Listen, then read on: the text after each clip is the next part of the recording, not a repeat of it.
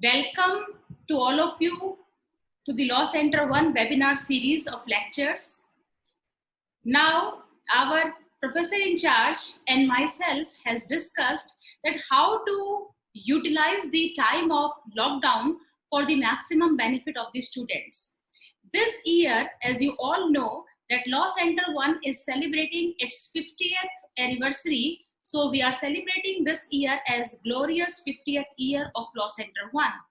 In order to celebrate that, Law Center 1 Placement Committee has decided to organize a series, career-oriented lecture series, just to give the idea to our students where they can go, how they can do practice, which are the areas where they can try their luck, and maybe they like that areas very much. So today also there is another part of that series where we have invited Advocate Sonia Shandalji, who is a practicing advocate from the High Court, Rajasthan High Court, and she belongs to a family of the advocates.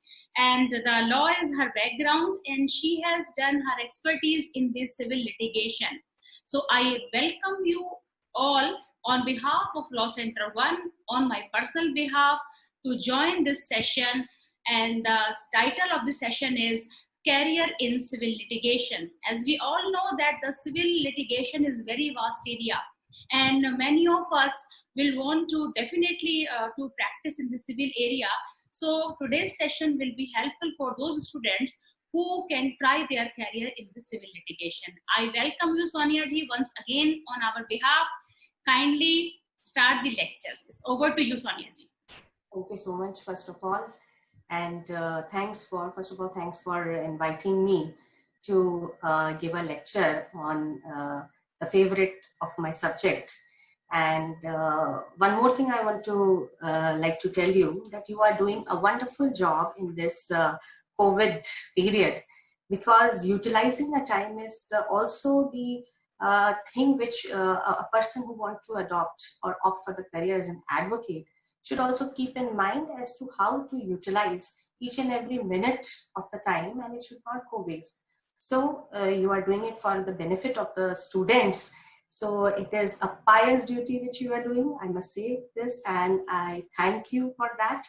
And now we can start the topic. The topic today is that civil litigation.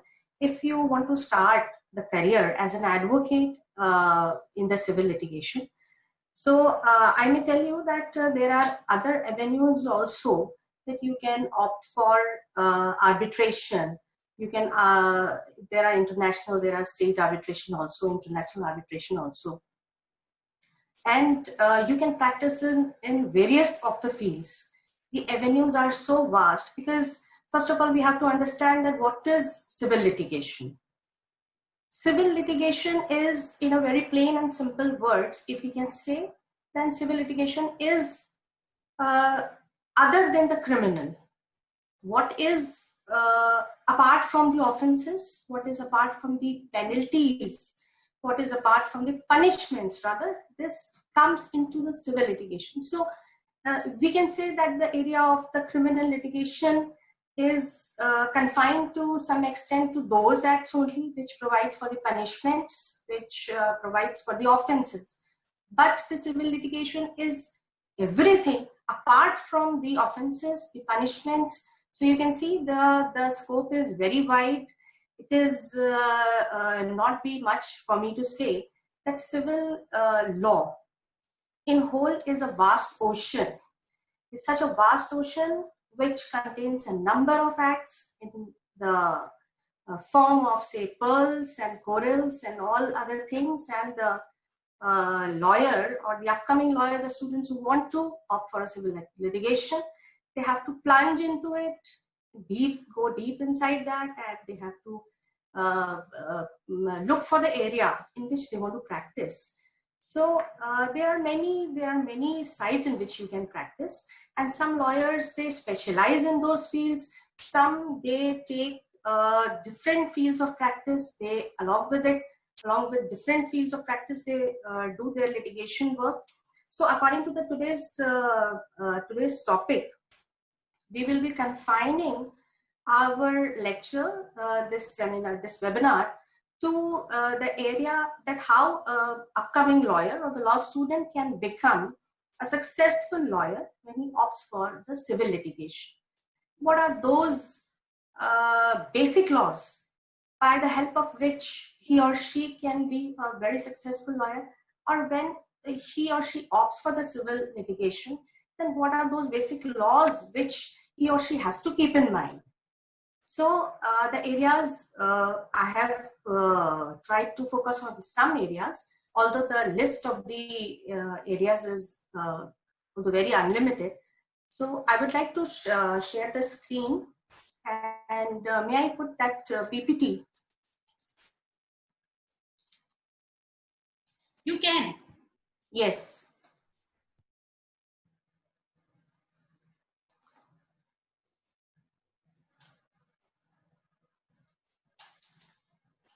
So ma'am, can you see this? It's available? Yes, ma'am. Yes. Just a minute, it is. Yes. So the civil litigation, if we talk about the career in the civil litigation, then there are two options, because we are focusing on the practice part of it, the advocate. So, okay.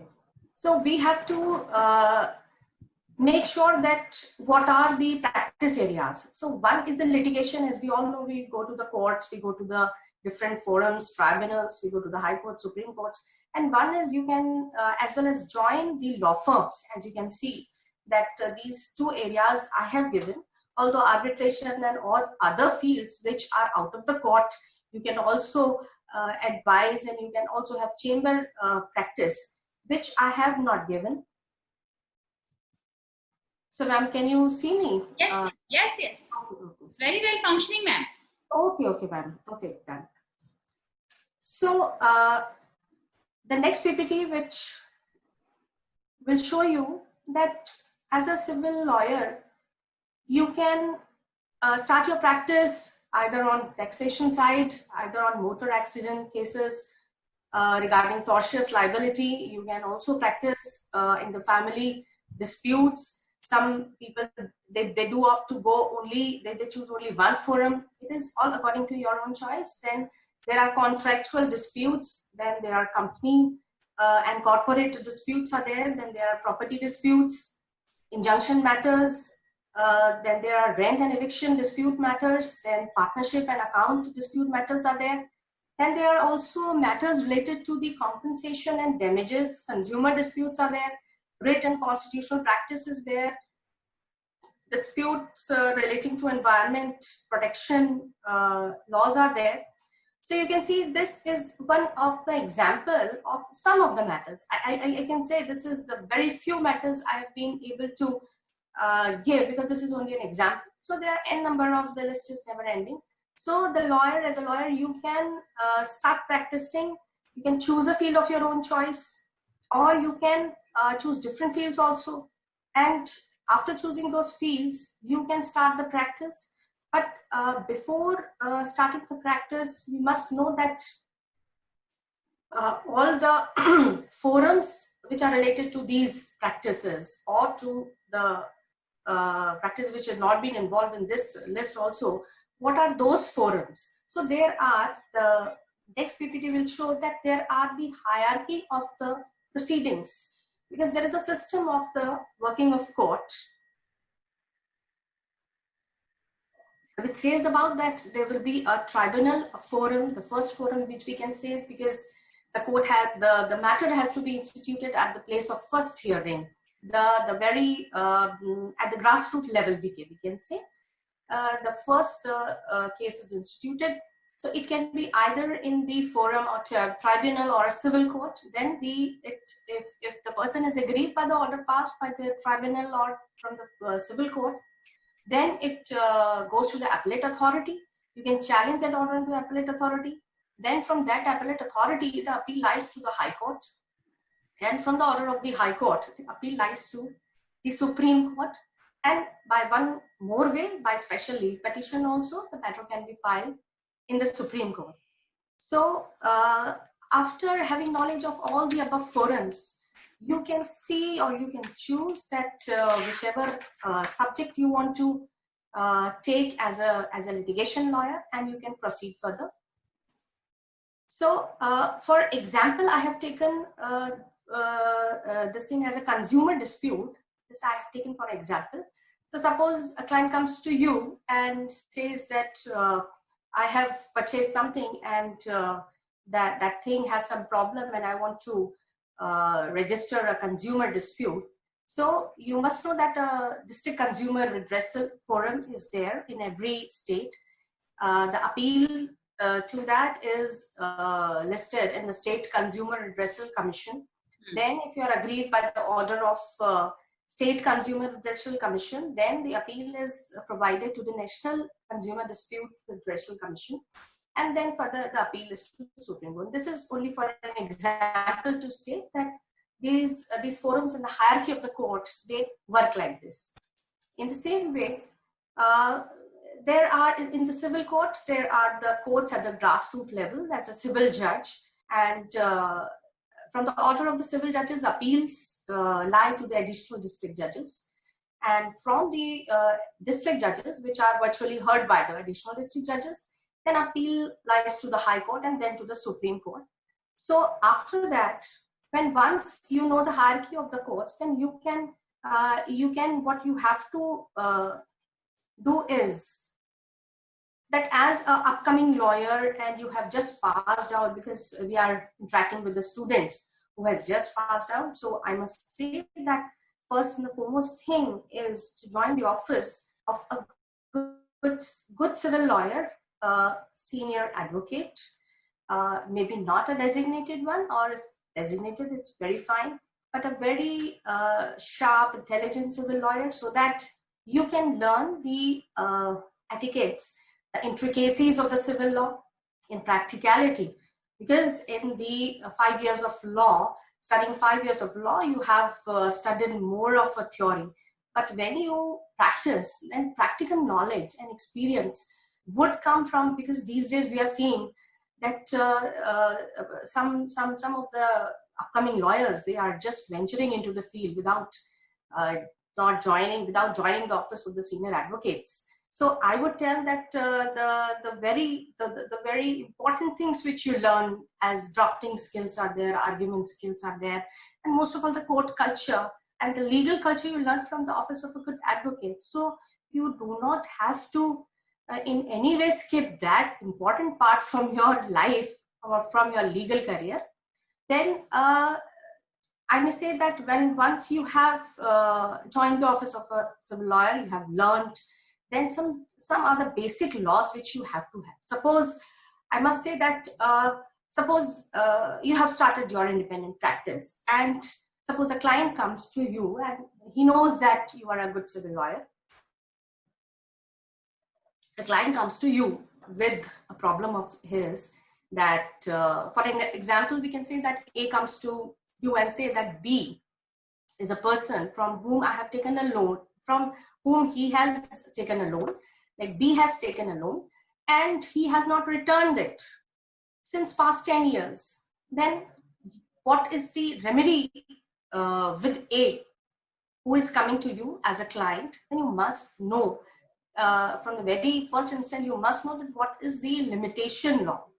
Because when a person comes to you and opens out his or her grievance when he's a client, then he is totally dependent on you, on your advice. So it is very necessary to be updated with the laws of limitation, so that you can say that, see, you have come after such a long period, because the matter related to the accounts, matter related to the taking of debt, etc. The time period, the prescribed time period in the law of limitation is only 3 years. And once in the story form, it is he's narrating to you that what all happened to him, and in the midst of it, if he says that, yes, see, I have a slip in which the loan which B has taken has acknowledged that yes, he has taken, and that acknowledgement slip is 2 years back, then you can say that now, yes, we can file a claim for you, that because the acknowledgement is there, so your debt is not time barred. So meaning thereby, we have to have a knowledge of the law of limitation, because as the PPT shows, the law of limitation, it basically works on, or it is based upon the two Latin maxims which say interest republicae ut sit finis litem, which means that it is in the interest of republic that the litigation is finished. Suppose if a person is coming you after 30 years and says that, see, I have taken, the B has taken money from me and now I want to recover. So you can say now you have a right, but not the remedy. That's what the limitation law says. Now, the next legal maxim on which the limitation law is based is vigilantibus non dormantibus jura subvenient. That is, the person who sleeps over his right is not at all entitled in the law to come at any point of time and say that now I have this. So now when we move from the Limitation Act, which some more principles are there, because it is a very, very interesting and a very, I can say that it is such an act which is used at the very primitive stage, that we have to have knowledge of each and every section of the Limitation Act. Then we have to have knowledge of the law related to that dispute. Suppose a person comes and say that I want to have, these are the reasons, and I want to get divorced from my wife. A wife comes and say I want to get divorced. Then you have to have knowledge of the family laws, the Hindu Marriage Act, which lays down the conditions. In Section 5, it lays down the conditions of the valid marriage, and in Section 13, it gives the conditions of the divorce. So once you know about these laws, maybe one thing I would like to say, that civil area is such a vast that as an advocate, or as an when you are working with a senior advocate, you must know how to search for the law. See, it is well said that one must not know all the laws, but if you know where the law is, then of course you can search it out, you can say, and you can get the relief for the client, that because you can search it out what the law is, if you know where the law is. So this is, I'm telling, because the practice or your internship period with your senior, it's very important, and that period plays a very important role. Now, one of the very important act is the Court Fees and Valuation Act, because when the person comes to you and says that, yes, now we'll again move on to that example that he has taken a debt. Now you have to see that whether any, yes, you can, yes, the matter is right and you can file it in the court. Now, what is the Court Fee and the Valuation Act says about this? How much court fee is to be affixed so that your plaint or the claim is not rejected outrightly because of paying off the deficit fees. So you have to have knowledge of that. And I must say that last but not the least is the Evidence Act, which says about the evidence, which relates to all the provisions regarding the evidence. What is the document? What are other things to be proved in the court? So I must say that after having knowledge of these acts, like I earlier said, that I would really like to focus on the limitation law once again, that if the person has come after the lapse of the time period, then there is a bar of limitation, and the use of word shall is there. So it is not at all permissible that a suit is filed after the suit is filed after the earlier one. The suit is filed after the time period has lapsed. Then Section 4, it says about the expiry of the prescribed period when the court is closed. And of course, on the next day you can file. Then it talks about the condonation of delay. Then it talks about the legal disabilities. Now, this is a very important part because suppose a person who is minor comes to you and says that this is the problem and what relief we can get. Then you can say that, see, Section 5, 6, and Section 6, 7 are the section according to which, when the legal disability, if your minor is a legal disability, is over, then you can file. In the same way, there are certain exceptions to it also, like in preemption suits, you cannot, there is no legal disability. Then the very important portions for the computation of the time period are from section 12 to 24. And if we see these sections, then they will say about that what time is to be excluded.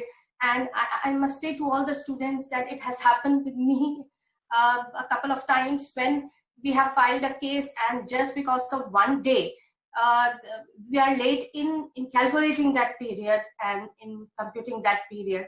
So in that case, we have to file application under section 5 of the Limitation Act for the condonation of delay, which says that by showing sufficient cause, you can the court can grant you the leave for filing the suit or appeal or application.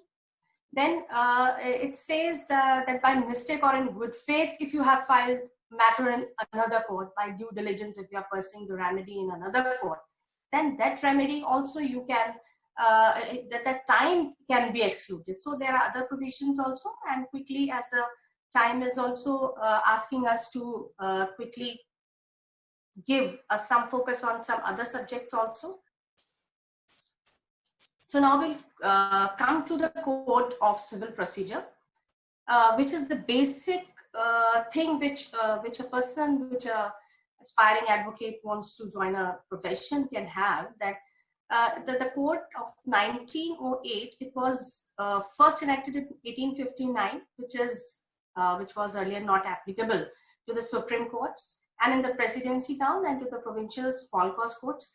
After amended, it was applied to the whole of the British India, and the code which we are actually having today, it has also passed certain amendments. And I would like to refer two cases here.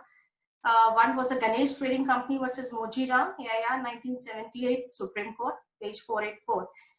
It says that hyper-technical view should be avoided by the courts.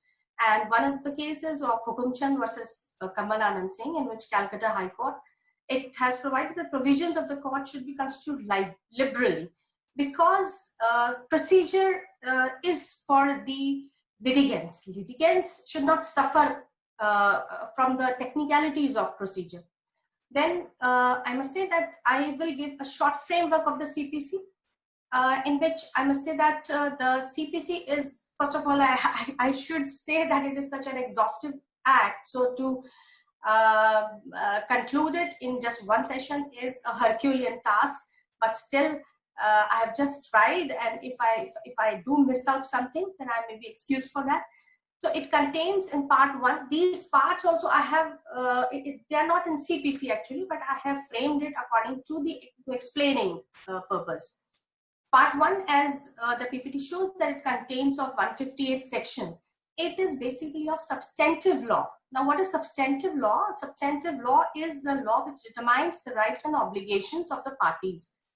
It can be amended by only by the Parliament. Now, I must say CPC is one of the code. We say it's a Ramcharitmanas or a Bible. It's a sacred thing for a civil lawyer, sacred book for a civil lawyer, which is a combination of both substantive and procedural law. Because if you see that IPC, it contains only the offenses, and CRPC contains the procedure. But here in CPC, we have combination of both the procedural as well as substantive law. Now, you can see the second part, which I have stated. It contains certain orders which are related to the procedural law, which determines the procedure, and they can be amended by the High Court. So see, you can see both, there is a difference between substantive and procedural law in the amending and in the following. Law is laid down in substantive law, and therefore it can be amended only by the Parliament, but the rules regulating those procedure are in the orders. But both the orders and the sections, they should be read together and harmoniously construed. Now, there's one more important part, which is the appendix. Appendix is such a part which is very important, and one must look for any kind of drafts, any kind of sample claims, written statement, issues, appeals, revisions of any injunction application, affidavit, and of course, the caveat. Every kind of draft is there in the appendix. So, as an advocate, if you are venturing into civil litigation, I must say that you should start reading CPC from from beginning, as well as when you complete it, start reading it from the backside also, so that you have knowledge of everything and you must not ask anything. Everything is written in black and white, everything is provided. So you are not, if you are having all these books, then you are not handicapped, and you should not ask anybody that, yes, what is the provision related to this? This is also told by my senior to me, so I'm sharing it with the students. And then we come to the, I have made part one. I've just tried to make it to give a broad framework of the CPC. See, part one, it contains about the preliminary definitions, pecuniary jurisdiction, etc.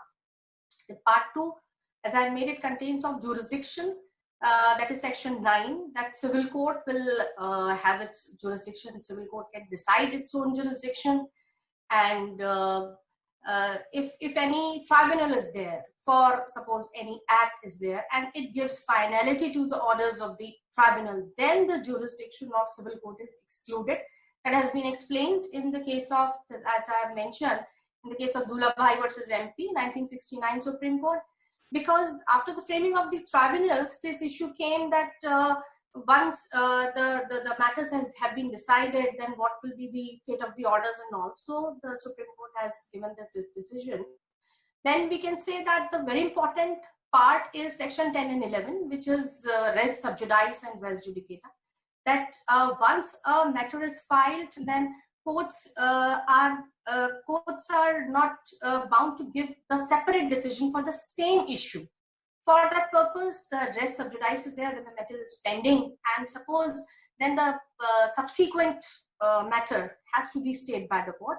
Then in section 11, if the matter, the earlier matter which was instituted was decided, and suppose an issue is relating to the subsequent matter is decided in the prior matter, then it also acts as the issue estoppel.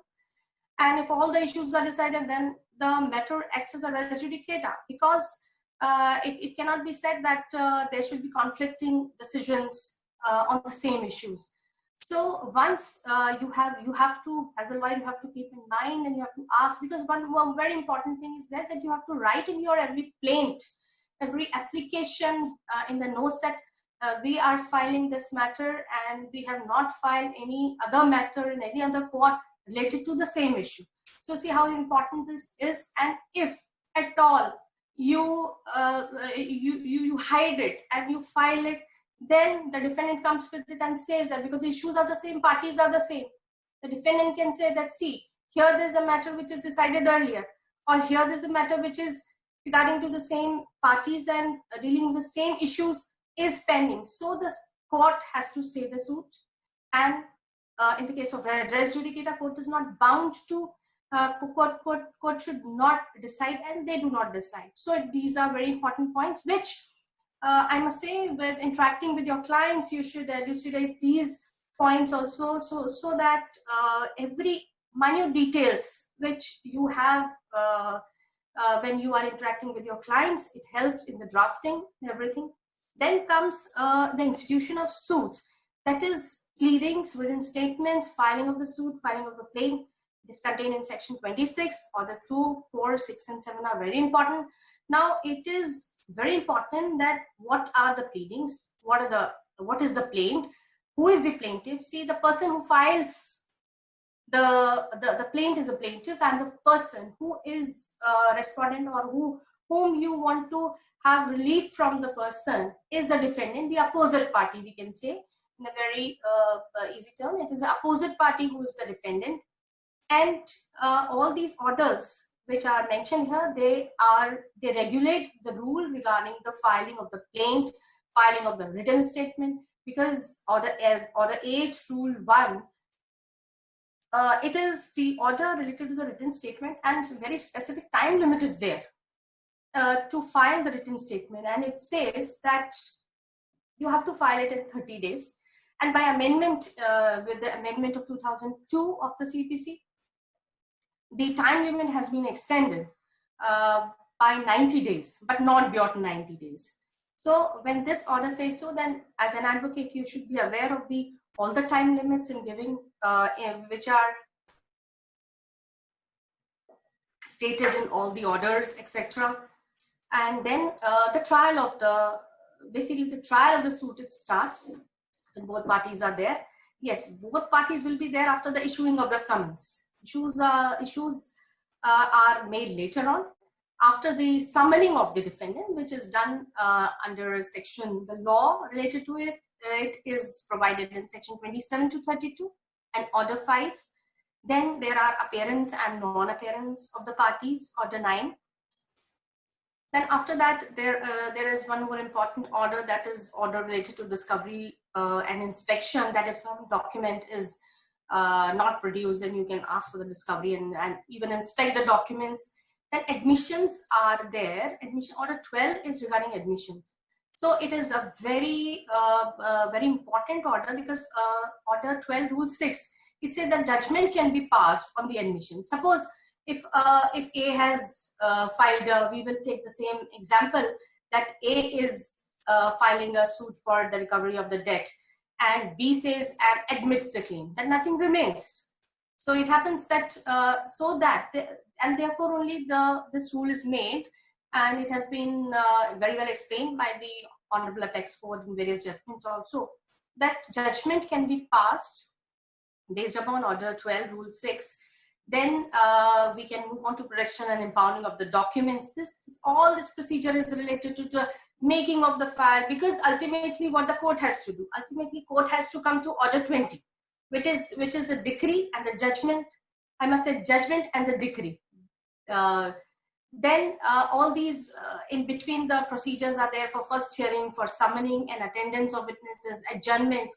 See, adjournments, because we see day in and out that parties are taking adjournments for their own benefits, for their own, or they are just lingering on with the litigation. Some party wants to make a litigation longer for that. So it is specified with the amendments. It has been specified in this order that you cannot take amendments more than 3 times in the hearing.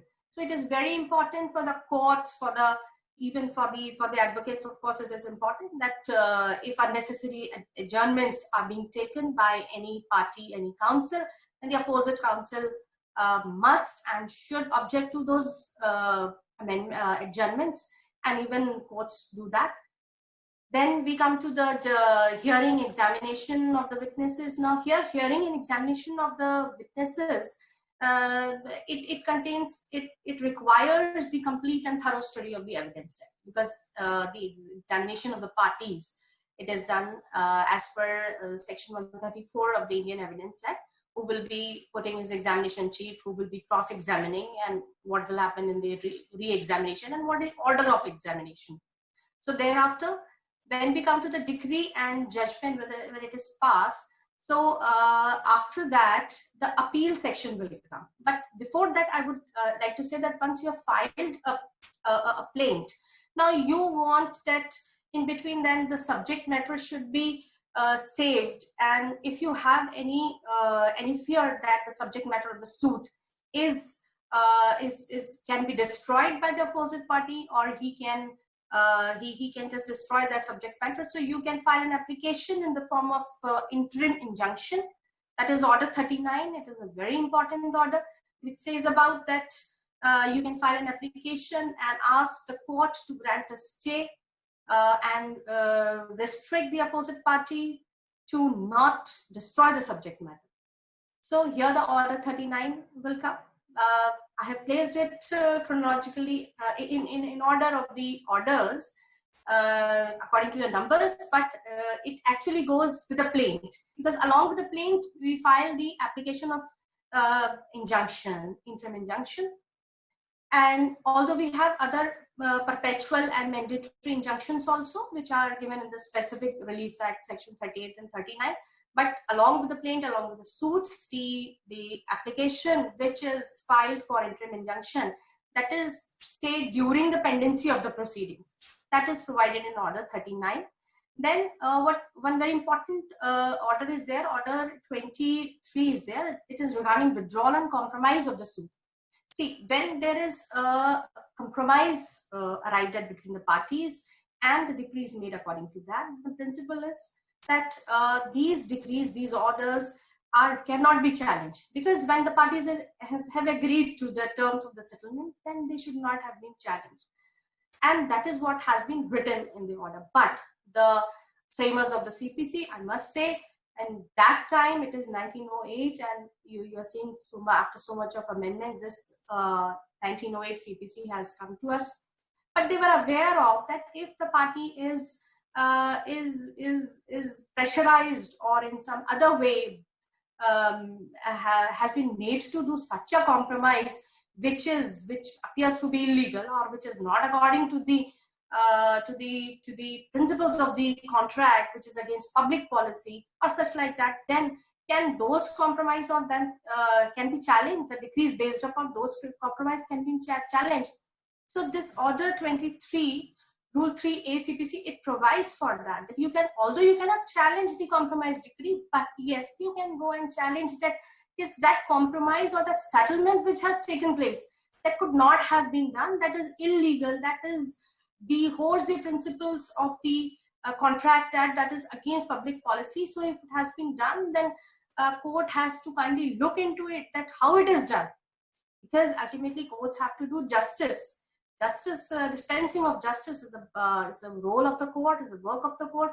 So if such a litigant, if such a claimant who who goes before the court and say about this, then court of course has to, in some of the famous judgments, the Honorable Apex Court has also given guidelines to under these rules. Now, after this, I must say that if you have obtained any decree, judgment or decree, so it is absolutely a wastage of paper if it is not executed. You cannot bear the fruits of the judgment and decree if it is not. So the rules and the orders, the law relating to the execution is mentioned in section 36 to 47, and a complete, it's order 21, which is from rule 1 to rule 106. It is itself a complete code, which I already thought that it won't be, because coming to up till here, it will be a lengthy discussion. So I can, if you can invite me some other time in some other webinar, so that we can discuss, because it is it explains each and every technicalities of the objections which are raised, and how in different kind of suits the execution petitions are filed, and what are the objection has to be raised, and how those objections are to be meted. And finally, the party is able to enjoy the fruits of the decree or the judgment, which is which he has or she has gained after a long civil trial. Then we come to part 4, which contains of appeals. So I must say there are 4 types of appeals which are provided. First appeals are provided. First appeals are those appeals, we can say that they arise out of the decree. Those are the first appeal. They are mentioned in section 96 to 99. And order 41, it completely says about the first appeals. Now, after first appeals, if the person is, if any party aggrieved, they can very well file the second appeal, which the sections are given in section 100 from 103 and order 42 CPC. Then there are some more appeals, because in the long civil trial, there are many stages in which the parties, they do file applications, and after application, the orders are passed. So where those orders are to be challenged, they are provided in order 43 CPC. The sections are from 104 to 106. They provide for any you have filed in any. For example, we can take one example of interlocutory application, interim injunction application.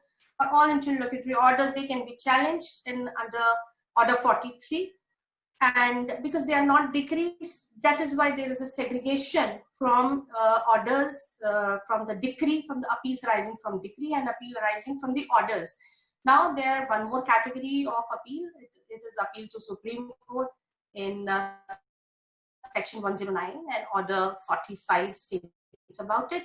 Then there is another appeal by indigent person, or otherwise I have not stated, but SLPs are also filed from to the Honorable Apex Court, and after filing those SLPs, we can say that SLPs are filed from any of the courts to the Supreme Court of India. Any court which is in India situated can file the SLP apart from these appeals. Now, one very important aspects are appeals we have taken, then there is reference. There are 4 things in part 4 which I have taken is appeal, reference, review and revision. So one must know that in which cases appeals are to be filed, in which cases review has to be filed, in which cases revision has to be filed, so that when any order or a decree is obtained, you may not commit any mistake and file it otherwise. And then you have complication. So I have explained the appeals. Now we come to the review. Review is provided in section 114 and order 47. It is in the case when the first of all review is filed in the same court from which the decree is passed and where the appeal is allowed. But if you have seen that there is some error on the face of record, or if you see that there is a discovery of some new and important fact of the matter of evidence which you could have placed before the court, but they have come at right at this point of time, and there is a new thing, then you can apply, of course, in the same court in the form of review. And in section 115, it provides for the revision. Revision is provided where no appeal is provided. So you have to have knowledge where the appeal is to be provided, where appeal against orders are to be provided, and where the appeal against decree. Now, where there is no appeal provided in the court, then you can file a revision under section 115 of the CPC, and especially in those type of matters. Now it says about what type of matters. Then section 115, it explains the matters of wrong exercise of the jurisdiction by court. The court has not exercised it according to rules and regulation, according to jurisdiction of the court. So we can say that revision is filed. Now one more thing is reference is in 113. I have not taken it as it is written because it is not for the party to or for the advocate to file a reference. Reference are generally are made from any court to high court. They are on the question of validity of any act, ordinance or regulation. So it is when a court is itself say not able to decide or say that not confirmed as to the suppose one question is in the act, ordinance or regulation is valid or not, or has been declared ultra virus, then for clarifying itself, the court raises references in section 113 of the CPC to the High Court to get clarified as to the validity of any act, ordinance and regulation, etc. Now there are certain miscellaneous provisions also which I have not mentioned here, but we can say that as an advocate, you must know of those miscellaneous provisions, that what will happen if suppose a party comes to you and the trial is going on, and suppose the party dies, then what will happen? That is order 22 provides about the situation where the death, marriage and insolvency of the party is there, and how the legal representatives are to be impleaded. And there are, suppose client comes to you and says that there is a matter you have to file it for the purpose of getting relief, and that is based upon a promissory note, then you must say that yes, you can file it under order 37, which relates to the summary procedure, and you can get the relief for the client in a very less time, because it is a very interesting procedure. And only the period of 10 days are given in the filing of the notice and getting the summons issued, and in getting the reply also the 10 days time is given. So a very short procedure is also provided in the Code of Civil Procedure. Probably you are aware, as a upcoming advocate, you are aware of all those procedures. Then I must say that there are other certain procedures also which are related to the indigent persons. Like if the person comes and say that I don't have money and I am not having proper sufficient money to file a matter, then you can ask him that if you don't have even that much money, that you can pay the court fee. And of course, you are in the category of the indigent person. So the rules relating to the indigent persons are also there. And other rules are also there. So I can say that there is the whole procedure is there, how the suits are filed for the governments or against the government and other things. So I must say that the CPC, the knowledge of the CPC, the knowledge of the Limitation Act, the knowledge of Evidence Act, one must not have the complete knowledge of it, but yes, when you read out, actually, I must say that with every case which comes to you, you should go thoroughly to each and every regulation which are related to it, and which you think what is probable.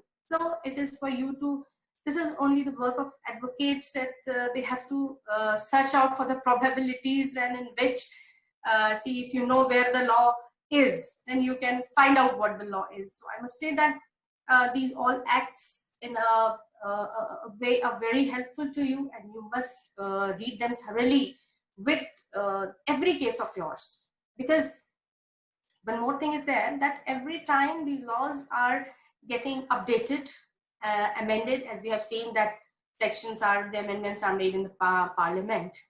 So a very interesting amendment was made with the passage of time, because CPC 1908 earlier, as it was, it did not provide it for any alternate dispute resolution, which later on by the amendment it was added, and section 89 says about that once the matter has come to the court, then it is mandatory for the court that it can ask for the parties to settle the dispute between them. And if the dispute is settled amicably, then there is no use for going for the long trial. So in that way, we must say that if you are aware of all these amendments which are taking place time to time, then you can be a very good lawyer and can get the relief for your client in a very short period of time, and a very justified relief you can get for your client.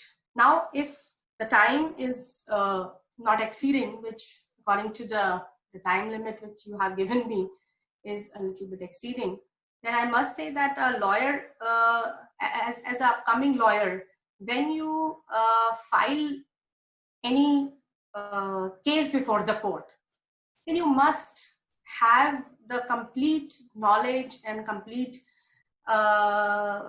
knowledge of the court, that in such type of matters, what the court is giving decisions, you must be updated according to the Supreme Court judgments which are passed from time to time, and everything which, and one must have a certain a diary to note for the dates which are given, in the court, and according to the Limitation Act.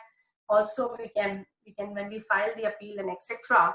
So, of course, all these things are sometimes we keep clerks for these purposes, but depending upon all those persons are, I can say that's not really reliable.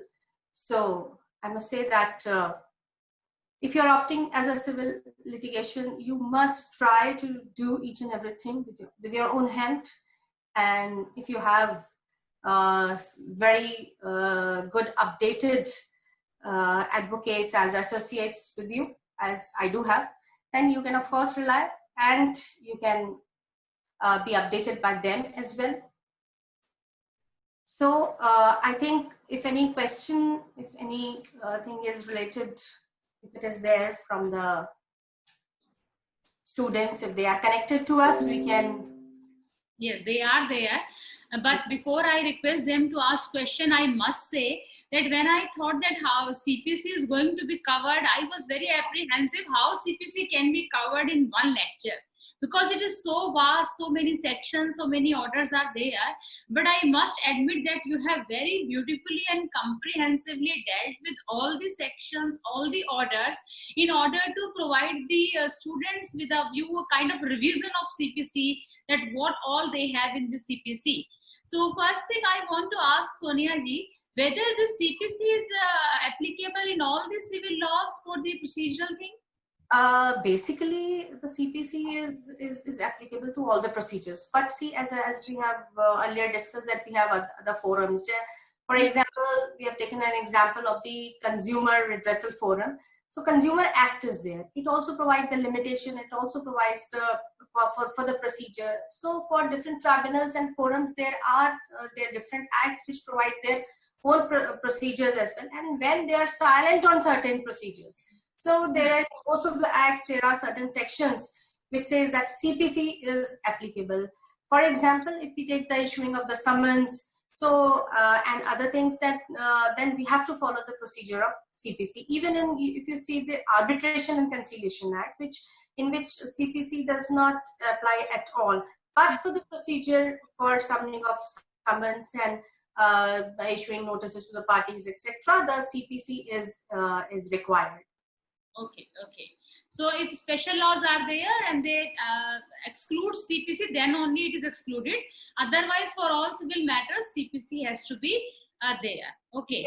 Yes, it is mentioned in section 9 as well, that CPC will not be applicable only when it is expressly and impliedly barred. Otherwise, the procedure has to be followed by the civil. Okay. So let's take some of the questions. Anonymous person is asking, ma'am, under what circumstances can SLP be filed? See, SLP can be filed by against order of any court of India. You can file SLP.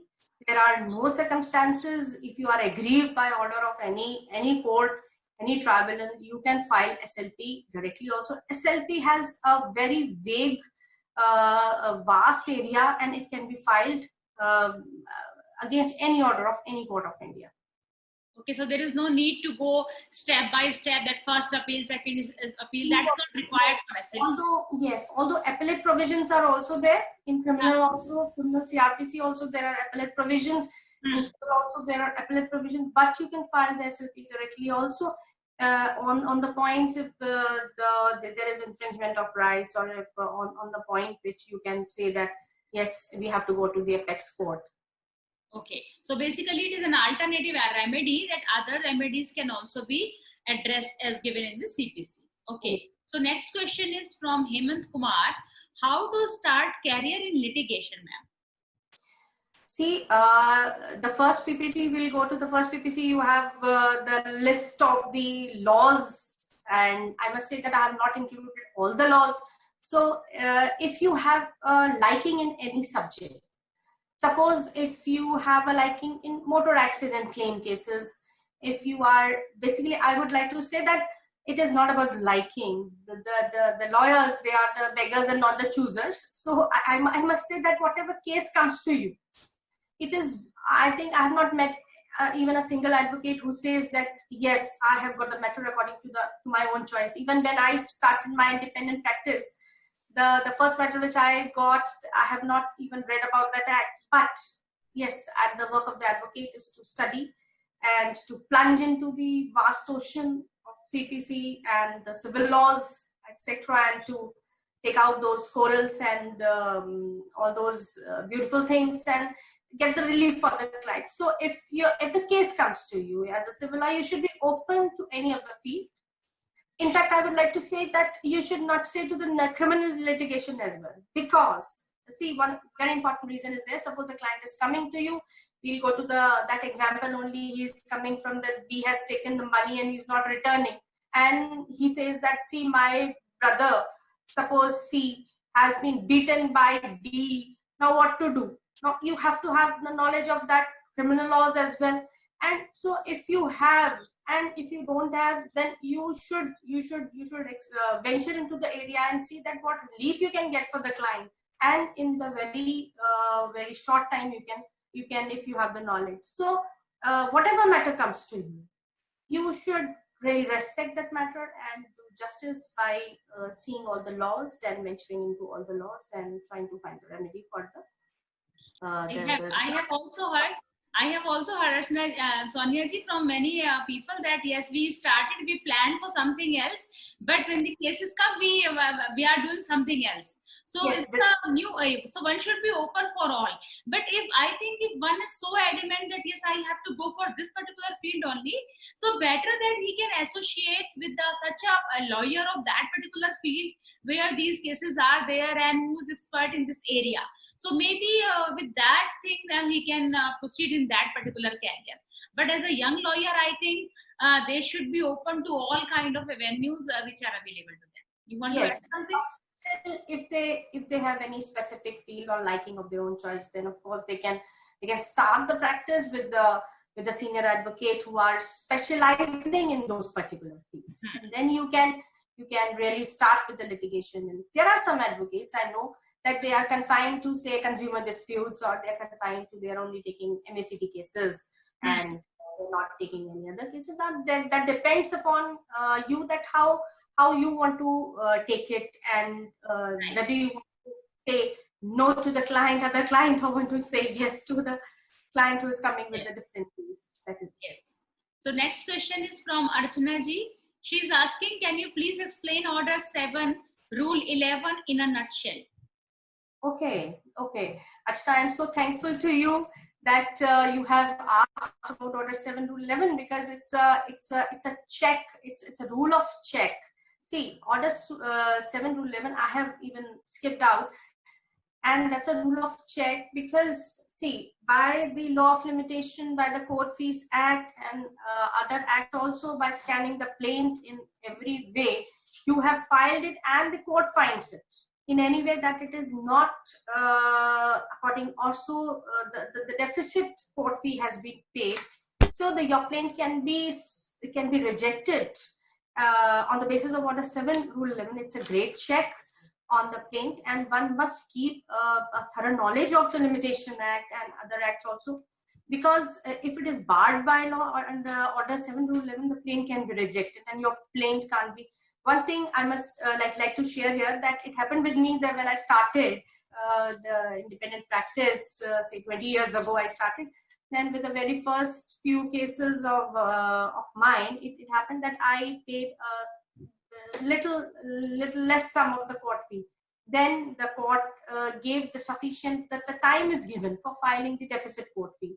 And then the Order 7, actually Order 7 Rule 11 was clear to me to the great extent. Then we filed the deficit court fees and the matter was actually saved. So Order 7 Rule 11 is a check. It is for the it is actually for the court. In fact, only on the seeing of the plaint, if it appears to the court that the matter is time barred, or it is say barred by any other law, then court can reject it. And only in some circumstances time is given, like the insufficient court fee is paid, then the time is given. And if the party pays that deficit court fee and all, then the plaint can be accepted. Otherwise, the matter has to be rejected. So that is all about the Order 7 to 11. Okay. So another question is from Hemant Kumar. Can an advocate practice in civil and criminal both? What is the initial income of a fresh advocate? Friends are very much concerned about income. Yes. So this question is really very, very interesting, and of course a lawyer has to see that what he will earn. First of all, as I have said, that you can start the practice in both the areas. It is not barred, as that you cannot practice if you are practicing one field, civil, you cannot practice in criminal. And in fact, you can go to any court in entire India and practice. If you're a lawyer, you can go to any court and practice. And regarding the income, if you can say, if you start as an independent lawyer, then you must not have the criteria of having a very high fees in very beginning. I must say that because when you establish your practice slowly and gradually, when the clients start coming to you from the mouth publicity, and say it happens after 5 or 6, or in some cases it also happens with after 10 years or so, that you are doing practice and you are taking cases and you can ask the fees. But in very beginning there is no criteria. Yes, if you are thinking that I must have a very good income from the beginning, then you must join the law firms, for which they are very lucrative, and they provide for the very handsome salaries to the lawyers which they depute. Right. Okay, so another question, last 2 questions we'll take only. Another question is, ma'am, does one file an appeal to a higher court if one is aggrieved from the revision petition of the same court in which the suit was decided, or is the appeal barred after revision petition? I think when there is no appeal, then only revision can file. Yes, if the appeal is not provided, yes, the revision is filed. I think we have given the answer when the revision is filed. Revision is filed actually when the appeal is not provided. Then in criminal cases, we can file after revision, we can file the 482 petition because after a revision, the appeal is not provided. Therefore, in criminal, the 482 petitions are filed. And if there is no remedy, I must say that if there is nothing provided, then of course writ petition can be filed in the High Court. So, ma'am, you are saying that section 151, which is having the inherent powers of the court, will not take care of it. So it means in the civil cases after revision, no appeal can be filed from the order of the revision. So no appeal is there as such. You are saying this? Yes, and when there is no provision of appeal is provided, then remedy of writ is open. Right. To the High Court. Right. So the inherent powers are contained in 151 in the CPC, and they are contained in 482 of CRPC. Now the last question I'll take from Sunil Yadav. He is saying, what are the difficulties faced by the first generation lawyer and how to overcome with them? I must say it is both sides of the coin. Sometimes first generation lawyers, they excel like anything because they are not known by anybody, and they just venture into and they just can do anything completely. I mean, they can do if they are really want to do a good civil litigation or a good criminal litigation, then I don't think the if you have any bag, or if you have any known of yours, it can help you much, because it is all about your own efforts which you do in the civil litigation. So if you are first generation lawyers, you don't have to worry at all, because these days everybody is doing so well. I see young advocates, but only advice to the young advocates is that to have patience of at least 5 to 10 years, and to join the office of a good civil lawyer, so that you can really learn good skills from them. So I must add that either you are first generation or you have backing of so many lawyers, but the only point to excel in this career is that you have to work hard. Yes. When you have joined this field, law in any form, Sonia ji, I am telling you, even as a teacher, I cannot say that yes, now I know everything for my course and I will not read, because any day Supreme Court gives any kind of decision, and whatever we have discussed in the class, that becomes redundant. So when you have joined this field of law in any capacity, be you are a judge or you are an advocate or you are a teacher or whatever you are doing, you have to do hard work, because you should remain updated with the recent developments. So I think if we put our hard labor in this field, definitely we will excel in this field, I think. And I must say, Sonia ji, that very beautifully and very comprehensively you have covered the whole area, which I thought was very difficult to cover in such short span of time. And I must say that the students must be aware about the laws which are very important for the practice in the civil litigation. For example, Evidence Act is there, limitation law is there, CPC is there, and so many other procedures and other kind of formalities. So it is because they are on the verge of becoming an advocate, so all these are very important for them. And I hope that when they are sitting and they are not doing anything, at least they can go through these laws in order to master them, so that the moment they enter into the court, they must have the experience of all these laws. I am very, very happy that you have covered things so nicely. And as a convener of the placement internship committee of Law Center 1, I extend my thanks to you. I thank you on behalf of Law Center 1, the faculty members, as well as the students for whom you have taken this pains and you have shared your expertise with us. Thank you, Sonia ji. We'll definitely see you in future also, that you can come and you can give such guidance to our students. Thank you so much, Sonia. Thank you so much, Alok ji. If I have been able to do justice with whatever work I have been given, and so much, you have been so kind. Thank you so much. Thank you so much.